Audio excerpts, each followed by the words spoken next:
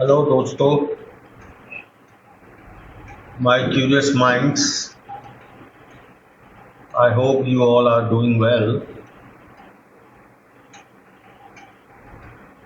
As per my promise in the previous video, I'm here with you with my first online class for second grade examination, and today I I am going to deal with a poem, Shall I Compare Thee to a Summer's Day, composed by William Shakespeare. This is Virchpal Singh, and I welcome you all on my channel English with Char Sir. ये video particularly उन students के लिए है जो grade second RPSC exam की preparation कर रहे हैं।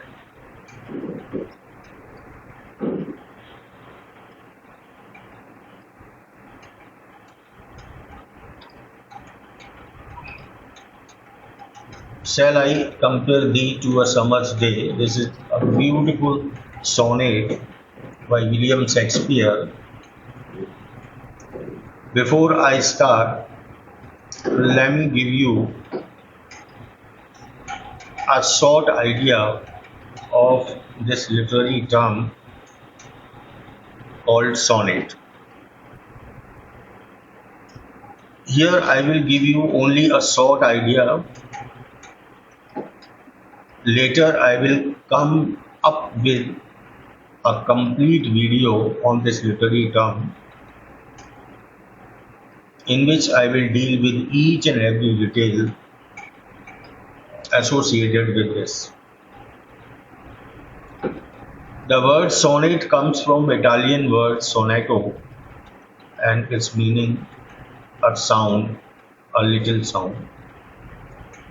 A sonnet is a 14 lines poem which deals with a single thought or idea, and it is often composed in iambic pentameter. So the origin of sonnet is from Italy, and Petrarch is called to be the father of sonnet poetry. I will tell you everything right from its origin to the present time in my next video or a separate video. Sonnet is often of four types, like Petrarchan or Miltonic sonnet, English or Shakespearean sonnet, Spenserian sonnet, or Curtain sonnet. John Milton followed the pattern that was used for the first time by Petrarch. William Shakespeare changed its structure and took this form of sonnet to the height, and so later it was known, and even today we know it as Shakespearean sonnet. Edmund Spenser also used this form of writing with slight change in its rhyme scheme, so it was known as Spenserian sonnet. Curtail sonnet, a new version. Again, there is some change in its structure, and the man who is associated with this sonnet is G.M. Hopkins. Rhyme scheme of Shakespearean sonnet is A-B-A-B, C-D-C-D, E-F-E-F, G-G. William Shakespeare composed 154 sonnets in all, And the structure of his sonnet is three quatrains of 4 lines each and a concluding couplet of 2 lines. As you are observing here in the poem, I have divided it this line wise, 4 line, 8 line, 12 line. These are the three quatrains, 4 lines each, and the last is a concluding couplet. Before I go through the lines of this poem and explain, elaborate each of the line, I must take you to an overall idea of this sonnet. Overall theme and nuances. The theme of immortality. Beauty fades, but poetry preserves it eternally. What the poet means to say, all the beautiful objects and things in this world are to fade away later or sooner. They are not eternal, they are not permanent.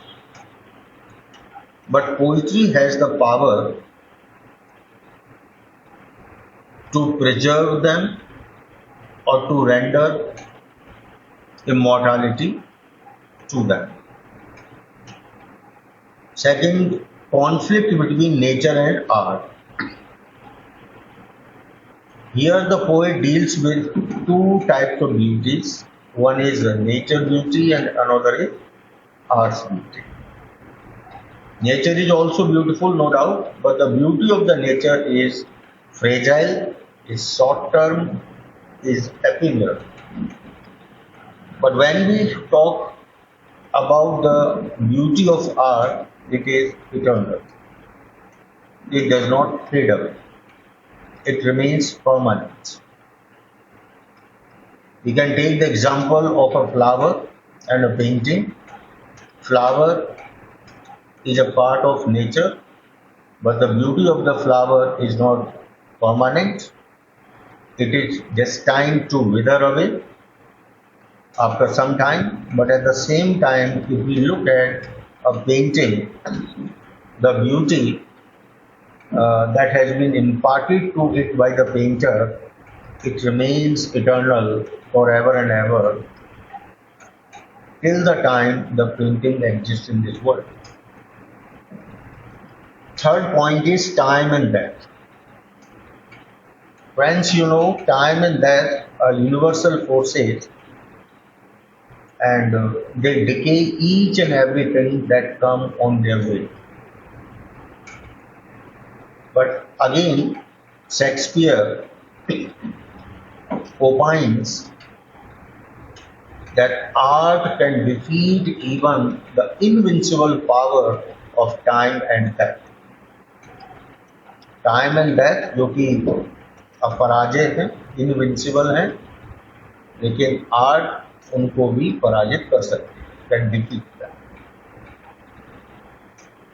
The poet has applied some figures of speech in this poem.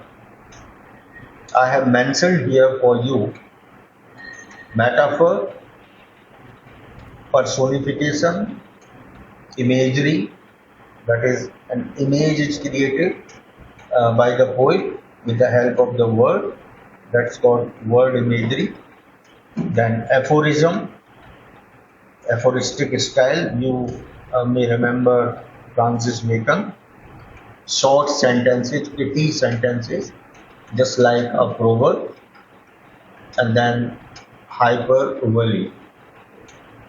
Nuance, the poem is both intimate. The poem is dedicated to his friend and patron, Mr. W.X.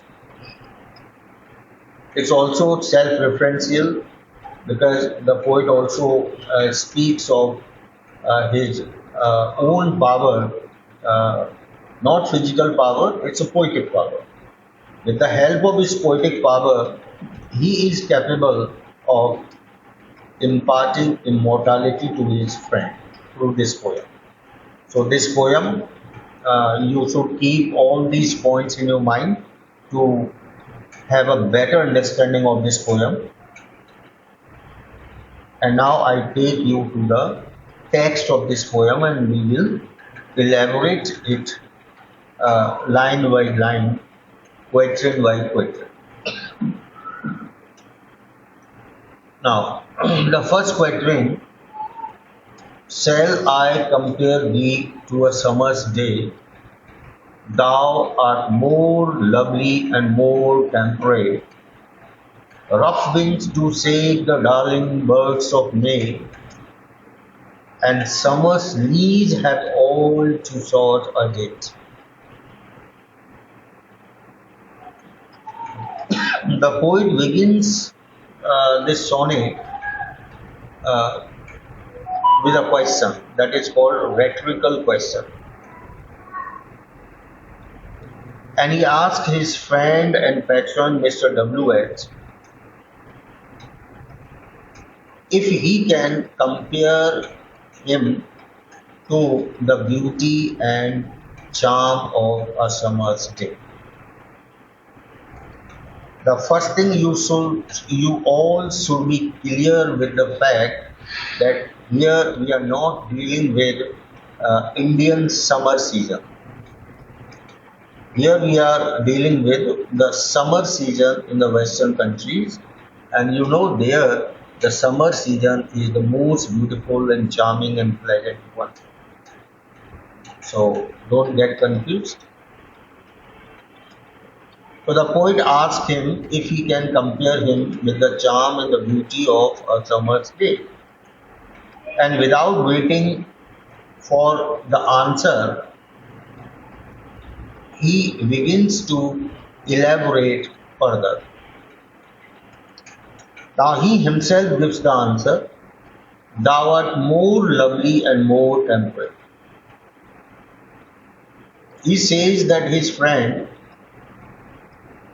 is lovelier than the lovely objects and the lovely weather of a summer's day. His friend is more calm and more temperate than the calmness which people feel during a summer's day. So that means his friend deserves this comparison, and after making the comparison, the poet also establishes superiority of his friend over the charm and beauty of a summer's day.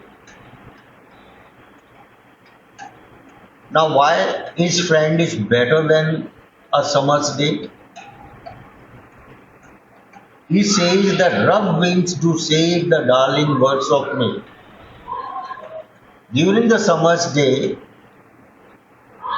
we find that speedy winds blow, and the winds are so powerful that they destroy even the most beautiful flowers which are blooming on the branches of the plants and the trees. So that is the beauty of a summer's day, is not permanent, is not eternal, and even the winds during the day can destroy the beauty. And another reason is the leash of summer's season, leash that is span, duration. The duration of the summer season is also fixed or limited, and as soon as the allotted time is over, the charms and the beauties of the summer's day and the season are also over. There are no more for the people to enjoy. So in this way, the very first quatrain establishes the superiority of the poet's friend over the charms and beauties of a summer's day. Now we come to the second quatrain. Here the poet uses some figures of speech. Sometime to hold the eye of heaven shines. Eye of heaven. This phrase had been used for the sun. The sun with signs in the sky. So this is metaphor. So sometimes even the sun, no doubt during the summer season, the sun shines very brightly, but the brightness of the sun is not permanent. Often we see that there are some patches of clouds in the sky, and those patches of clouds hide the sun, and in this way prevent its brightness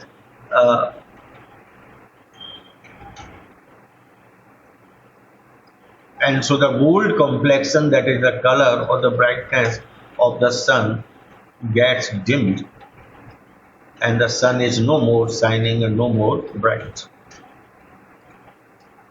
Every fear from fear sometimes declines. The poet also challenges the beauty of the world and says that no doubt the world is full of beautiful objects and beautiful things.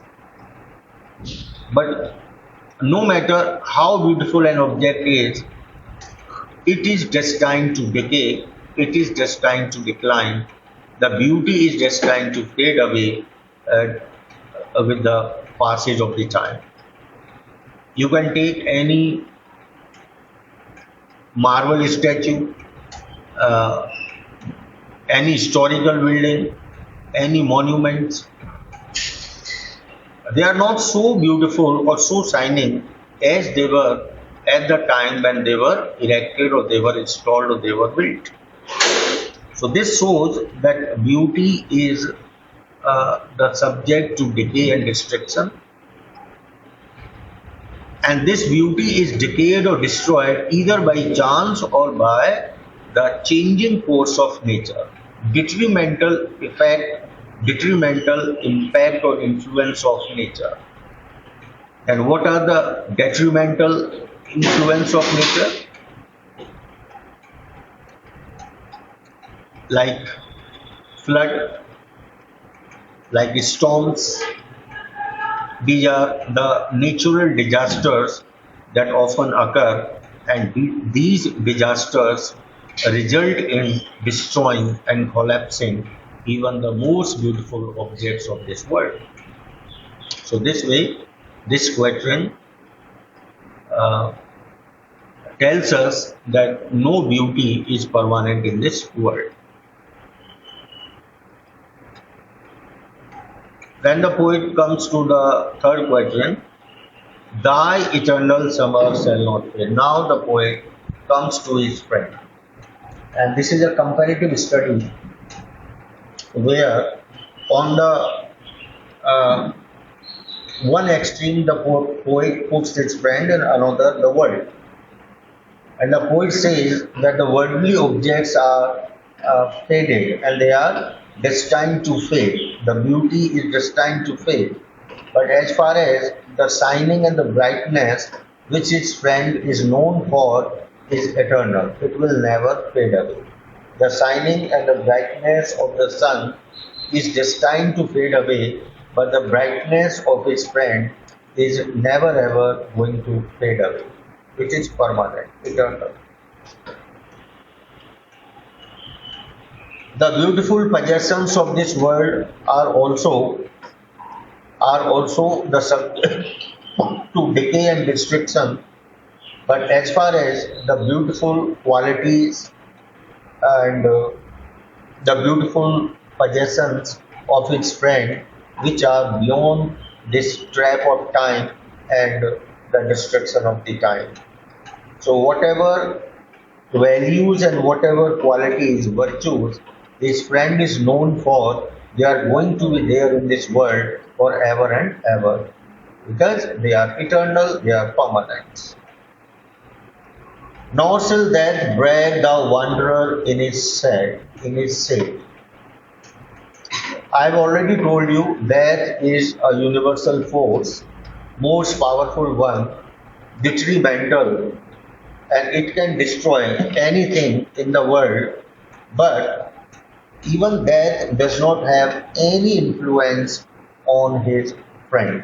So that is, his friend is beyond the reach and approach of death, and so it is clear that his friend is immortal. But one thing I should tell you, that here the poet is not talking about physical immortality, because physically nobody is immortal. One who is born must die. This is the eternal rule of this world. He is talking about the virtues, the qualities, and the values of his friend, which are immortal in this world and which will remain forever and ever. And now, in this quatrain, the poet also tells us the power of poetry and the power of art. When in eternal lines to time thou growest, the poet assures his friend that he will continue to enjoy life in this world till the day of judgment, the last day of this universe. What the poet means to say, that everything is subject to decay and death later or sooner, but as far as his friend is concerned, his friend is beyond the limitations of death, beyond the limits of time, and his friend is eternal, his friend is immortal, and he will enjoy the life in this world forever and ever, even till the day of judgment. The day of judgment is a concept which I will tell you later, but this is associated with the Bible, and Bible says that the time will come when all the living on this earth will die and all the dead would arise, and then God would make the judgment. So that is the last day of this universe. So the thing is clear that immortality has been conferred by the poet on his friend. But now, the concluding couplet that makes everything clear, even makes it clear that the process of immortality, how his friend has become immortal, how his friend has become eternal. So the couplet goes like this: so long as man can breathe or eyes can see, so long live this and this gives life to thee. The poet says that so long as human existence is there on this earth, so long as the eyes of human being function to see the objects, and so long as this poem in particular is there in the world, this poem will continue to impart life to his friend. So the couplet makes it clear that the poetry or any art has the power to confer immortality on the mortal beings, as it is happening in the case of the poet's friend. So the poet concludes the poem that so long as human existence is there in the world, his sonnet will be read by the people continuously, and so long as people go through his sonnet, they will definitely remember his friend, and this will continue to impart life to his friend. So in this way, his friend will become immortal with the help of this piece of poem. So this is the explanation and elaboration of this sonnet. I have explained each and every line. There are some figure of this piece like here: death, breakdown. This is personification. D is capital. Death has been personified as a person who boasts of his power and his influence. Okay, and here metaphor I have already told you. So there are some figure of speech These are flowers, birds, and all these are the images which have been drawn with the help of the words by the poet. So the use of hyperbole is also there. So these are the figures of speech that are used by the poet in this poem. I hope you have understood it. Now I will change the slides one by one, and you just take a screenshot to study later on. And I have explained very well, so you will not find any problem to understand this sonnet even after this class. So I am changing the slides. I have given like meaning, difficult words, figure of speech, okay, nuance. So line by line I have given this explanation. You just take the screenshots. ये जो screenshots हैं जो आपको बाद में help करेंगे इस poem को पढ़ने में और समझने में. The turning point volta is also volta is associated with Shakespeare sonnet. This is a turning point of the idea.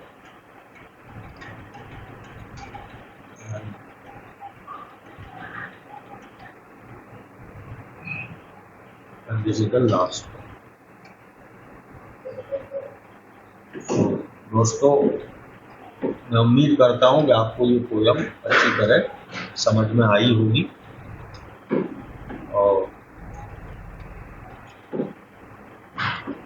मैं इसी तरह एक एक करके और पोयम आपके सामने लाऊंगा. अभी थोड़ा टेक्निकली मैं साउंड नहीं हूँ तो कुछ टेक्निकल प्रॉब्लम्स एंड ग्लिचेस आएंगी. But I am sure soon I will overcome them, and I will continue to improve my presentation day by day. But for one thing, I assure you that you will find each and every question asked in your examination each after this going through the points which I have given you in these slides.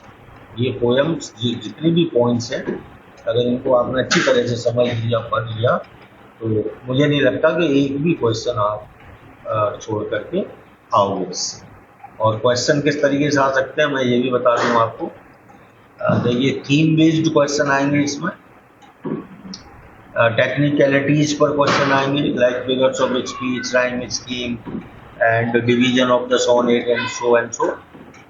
इसके अलावा इसमें एक question ऐसे भी आ सकता है where the lines will be selected from this poem and a blank will be left and 4 option will be given to you and you will choose one out of them to fill the blank and the gap of the lines. तो इस तरीके से अलग अलग तरह से question आपसे पूछे जा सकते हैं. I have tried to include each and everything that is essential for the examination point of view. So thank you very much for your patience. आप इसको पूरा देखें एंड सब्सक्राइब करें, लाइक करें और शेयर जरूर करें अपने साथियों के बीच में जिससे ज़्यादा से ज़्यादा स्टूडेंट्स बेनिफिट ले सकें इसका. And thank you, and I will appear once again with another poem, and I will also try to improve my frequency. Now I am planning to come with 2 videos at least per week, and later on I hope that the frequency will also be increased. So thank you once again.